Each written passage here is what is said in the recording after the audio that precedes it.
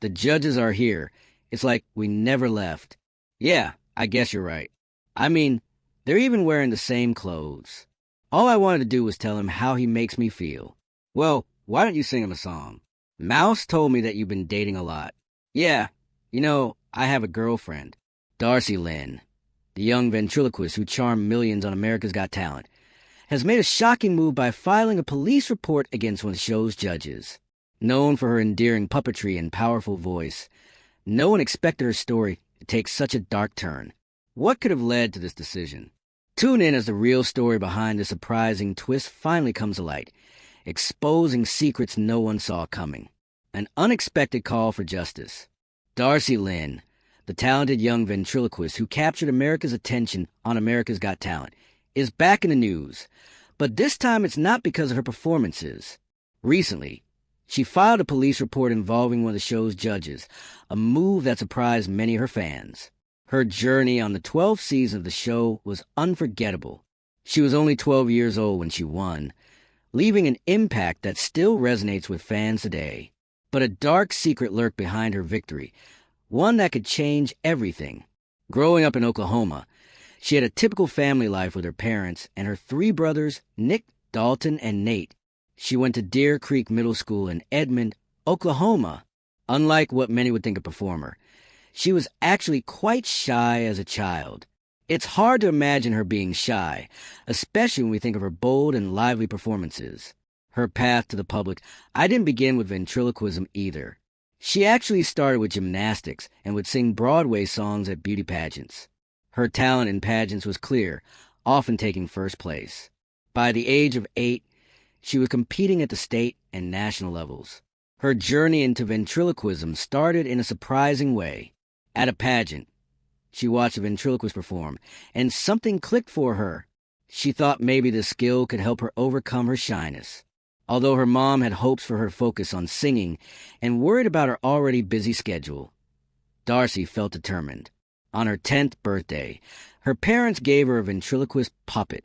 From then on, she practiced tirelessly, learning to speak without moving her lips. Soon, she could even yodel while keeping her mouth perfectly still, a skill every ventriloquist master needs. Her hard work paid off quickly. Darci entered a local talent show in Edmond and won first place. This one caught the attention of a professional ventriloquist named Gary Owen, who saw her talent and decided to mentor her. Gary's guidance gave Darci the confidence and skills to continue winning more shows, eventually landing her first appearance on national television with Little Big Shots hosted by Steve Harvey. This was just the beginning. Darci became the first child to perform in the evening show at the International Ventriloquist Convention, a huge accomplishment in the world of ventriloquism. Encouraged by her newfound confidence, Darci decided to try out for America's Got Talent in Austin, Texas. When she took the stage, she wasn't the shy little girl from years before. With her rabbit puppet Petunia, she performed Summertime by George Gershwin, leaving the audience and judges in awe. Melby was so impressed that she hit the golden buzzer, sending Darci straight to the quarterfinals. Her audition became the most watched in the show's history, reaching over 105 million views on Facebook within a day. As the competition continued, Lynne wowed everyone with each performance. One memorable moment was when she performed Who's Loving You with her house puppet Oscar. Later, she sang, with a little help from my friends, this time using both Petunia and Oscar. Each performance made her a stronger favorite with both the audience and the judges. Her talent and humor connected with millions, and her confidence only grew. Winning America's Got Talent was a life-changing moment for Darci. While her public appearances have become less frequent recently, this isn't unusual for young stars who need time to reflect on their careers. Whatever her future holds, her skills and accomplishments have set her on a promising path. Winning the Golden Buzzer wasn't just a single victory. It showed that she had a special gift. On the night of the finale, Darci's mix of comedy, emotion, and skill captured everyone's attention. Even Judge Simon Cowell was confident she would win. When Tyra Banks, the host, announced that she received a massive 52 million votes, Darci's place in the top 5 was secured, leading her to ultimately win the entire competition. She performed with Terry Fator, a famous ventriloquist and former show winner. Despite a small slip-up, she recovered smoothly, showing her professionalism and dedication. Her win marked her as the third ventriloquist, third female, and third child to win America's Got Talent, making her a memorable part of the show's history. The season that followed saw a viewership increase of 14%, likely due to Darci's unforgettable performances. Her audition video alone gathered over 2 billion views on various platforms, cementing her status as an internet sensation. In her hometown of Edmond, her achievements were celebrated with a museum exhibit that showcased her outfits, puppets, and promotional items. She also showed her generosity by donating part of her winnings to her church and bought her mom a dishwasher, fulfilling a small but heartfelt wish. She even got herself a pug, which she had wanted for a long time. Even with all her fame, Darci worked to keep her life balanced. She often described herself as living a real-life Hannah Montana situation, balancing her public career with her private life as a regular teenager. She attended public school until her career demands made it necessary to switch to homeschooling. This choice allowed her to manage her growing responsibilities while still keeping up with her schoolwork. As her career grew, Lynne appeared on shows like The Ellen DeGeneres Show and its special events, including Jeff Dunham's Halloween special. She performed alongside Terry Fator again, showing her lasting appeal and talent. Instead of pursuing a long-term Las Vegas show, she chose to go on a national tour. Darci Lynne and Friends Live. Initially set for just 5 shows, the tour expanded to 52 due to the high demand from fans eager to see her live. During this tour, she also performed with Pentatonix on a holiday show, adding a fun twist to "Oh Christmas Tree" that delighted audiences. This performance was part of her holiday special Darci Lynne, My Hometown Christmas, where she performed with artists like Toby Keith and Lindsey Sterling. The show combined her love of music with a holiday spirit, creating a festive experience for fans. After her America's Got Talent win, Darci explored other creative opportunities, including appearing on her own specials and expressing interest in singing, music, and acting. She was even a panelist on Nickelodeon's Unfiltered and returned to AGT Champions, where she finished as the runner-up. Her journey from a shy girl to a confident and adaptable performer is inspiring and shows her impressive growth and resilience. Looking to the future, she is excited to continue with ventriloquism while also exploring acting and songwriting. Her nearly 5 million TikTok followers offer a glimpse into her life, mixing ordinary teenage experiences with her extraordinary talents. Whether she's performing new songs, acting, or sharing her life with fans, Darci's journey is one of dedication and transformation. After Darci Lynne's surprising journey, Susan Boyle's path shows how fame brought its own choices and challenges. Fame, fortune, and absolute silence. Susan Boyle's path to fame came as a surprise to everyone, including herself. When she first stepped onto the stage of Britain's Got Talent with a voice that amazed people across the world, Susan quickly gained worldwide fans. Her performance on the show led her to other big stages, including America's Got Talent, The Champions, and eventually earned her a fortune of more than $45 million. Despite her success, Susan made the choice to step away from the spotlight and live a quieter life. This decision left people wondering why she chose to give up such a bright career. Susan was born on April 1st, 1961, in Blackburn, Scotland, and was the youngest of 11 children. Her father, Patrick Boyle, was a miner who loved singing, and her mother, Bridget Boyle, worked as a shorthand typist. Susan grew up in a small, simple home in West Lothian, Scotland, where she still lives today. Though her family didn't have much, they shared a close bond and surrounded Susan with warmth and support. Music became a comforting part of Susan's life from a young age, especially during her difficult school years. In school, she often felt left out and struggled with her studies, which made her feel different from other children. Singing in her church choir and performing in local talent contests became her way to express herself. Her mother always encouraged her talent and dreamed of seeing her sing on a bigger stage. In 2008, a year after her mother's passing, Susan gathered her courage and auditioned for Britain's Got Talent in Glasgow, following her mother's wish. When Susan performed I Dreamed a Dream from Les Miserables, the audience and judges were stunned. She received a standing ovation that marked a major turning point in her life. Her performance challenged people's expectations, as many had judged her for her appearance and quiet nature. The performance quickly went viral, with celebrities like Demi Moore and Ashton Kutcher sharing their admiration. Her video became one of the most watched on YouTube at the time, and Susan became an international sensation. Even though Susan didn't win the show, her career took off immediately. She joined a national tour and soon started working on her first album. Her debut album broke records as the fastest-selling album by a female artist worldwide, selling over 2 million copies in the first week. Susan's journey was not easy, though. Born the youngest in a large family, her birth was difficult, and she was deprived of oxygen for a brief period, which led to learning challenges. School was tough for her. She was often bullied, not just by her peers, but also by some teachers. They were harsh and sometimes even unkind, which made her feel isolated and misunderstood. Her performance on Britain's Got Talent was more than just a beautiful song. It felt like a response to everyone who doubted her abilities. In 2011, Susan shared that she also dealt with epilepsy as a child. Her teachers and family didn't fully understand her condition, making her school years even harder. For many years, she lived with an undiagnosed learning disorder, which added to her struggles. Singing was Susan's escape from these challenges, and it gave her a sense of joy and purpose.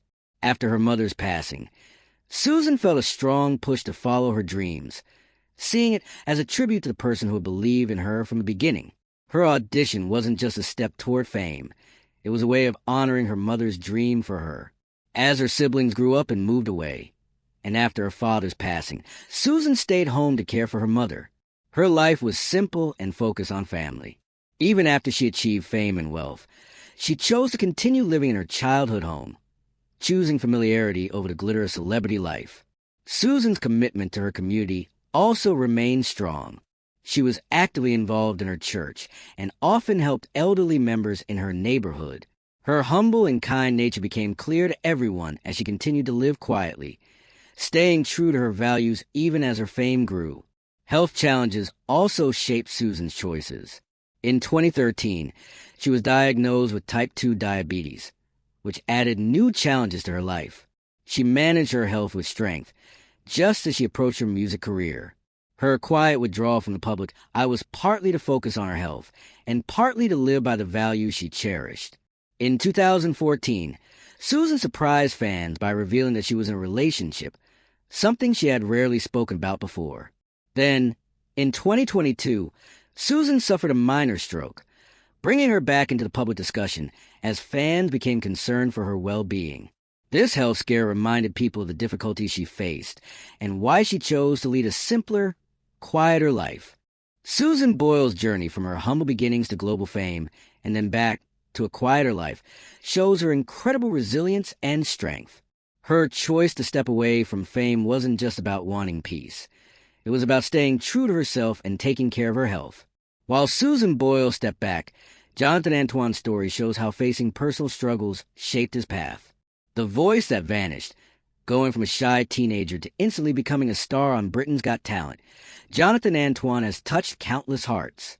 His powerful voice, which seamlessly transitioned from soft notes to breathtaking highs, made him unforgettable. However, as his fame grew, Jonathan retreated from the spotlight, leaving fans and media alike wondering why. Was it personal issues or behind-the-scenes troubles that made him disappear? Born on January 13, 1995, in Goodmayes, Essex, Jonathan grew up in a loving family. His father was a police inspector, and his mother stayed home to care for him and his older sister. From a young age, Jonathan showed a creative side and a gentle nature. His family saw his talent early on, recognizing that he had a special gift for music and academics. Jonathan's musical journey began when he was 11 years old at West Hatch High School in Chigwell. By the time he was 14, it was clear he had an exceptional voice. His talent caught the attention of top music schools in London, and he received offers from all 4 major music conservatories. He chose to attend the Royal Academy of Music, a prestigious institution. His school music teacher, Miss Brown, encouraged him to try concert singing, helping him break out of his shell and gain confidence. Then came his big break. At 17, The singer auditioned for Britain's Got Talent and quickly became a fan favorite, eventually finishing as a runner-up. This experience opened many doors for him, including topping the classical artist album chart and performing with famous artists like tenor Rolando Villazon and pianist Leon Meyer. But fame came with challenges. He was bullied for his weight and quiet demeanor, even on the big stage of Britain's Got Talent. These experiences, though painful, helped him grow stronger. As Antoine's fame continued to rise, so did the pressures around him. In 2013, after graduating high school, he received a music scholarship to Forest School in Chigwell. The transition wasn't easy, though. By October that year, the stress became overwhelming, and Jonathan faced a nervous breakdown, forcing him to step back from his studies for a while.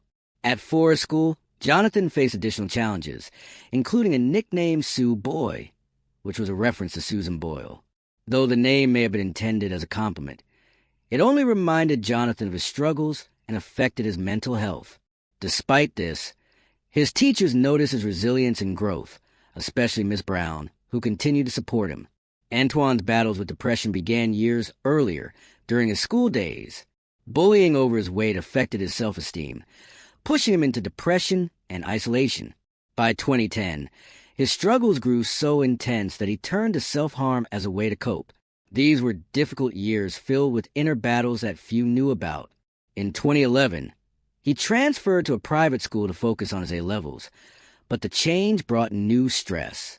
A heavier academic load and a different social setting made things harder, deepening his struggles.